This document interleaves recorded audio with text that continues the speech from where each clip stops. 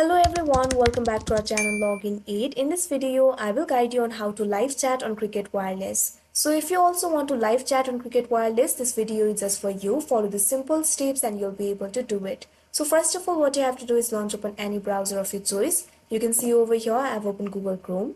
Now simply click on the search bar. After that, type in cricketwireless.com. After that, you'll be led to the official website of Cricket. You can see several options over here. If you want to live chat on Cricket Wireless, all you have to do is scroll down to the bottom.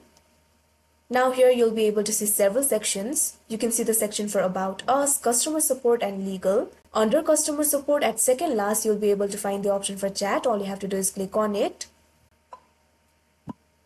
Now you can see over here a chat box will appear. You'll receive a message from Cricket Wireless. Are you a current customer? Simply click on the yes option that you can see right over here, or you can also click on the no option if you're not a current customer.